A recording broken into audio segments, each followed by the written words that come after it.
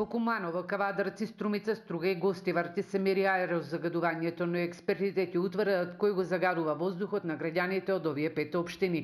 Шведска и UNDP со над 2.300.000 ќе помогнат на 5 општини со цел да се понудат мерки, односно решенија.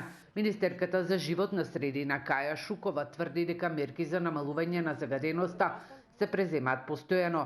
На повеќето јавни објекти нееколошките системи се заменети со еколошки, но на што постојано се апелира е граѓаните да престанат да користат екстремно штетни горива. Неколку години веќе има еден активен заем од Светска банка кој што им помага на општините во замена на нееколошките со еколошки системи во енергетска ефикасност на објектите. Владата неколку години поред финансираше проекти за јавните објекти, во голем дел заменивме системите. Паралелно на ова имаме уште еден проект кој што започна, се вика EU for Clean Air, значи EU за чист воздух, кој што исто така ќе помогне на градот Скопје уште на неколку позагадени општини во замена на системите за затоплување од нееколошки во еколошки, во зазеленување на површини, во набавка на автобуси за еколошки автобуси за градот Скопје. Постојано се спроведуваат мерките. Таму каде што може да интервенира државата и општините, тоа се јавните објекти.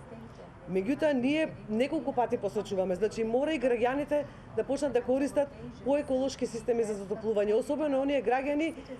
Знаеме, имаме многу случаеви кога се затоплуваат на старо отпадно масло, се гори пластика, се горат гуми. Ректорот на Штипскиот универзитет Гоце Делчев Дејан Мираковски вели дека во такви случаи внатрешниот простор може да биде дури за 5 пати или 10 пати позагаден од надворешната средина.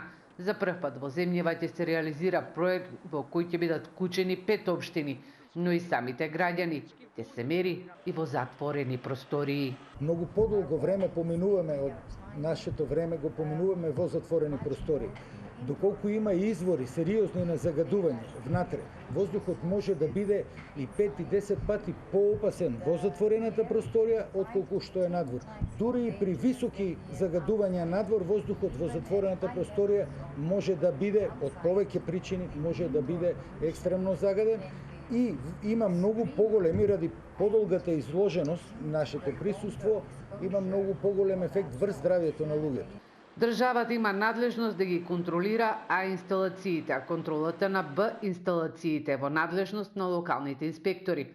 Сепак, законскиот систем, вели Шукова, не дозволува да се влезе во домот на граѓанинот и да се провери со што се грее, па од тука останува и само апелот до нив.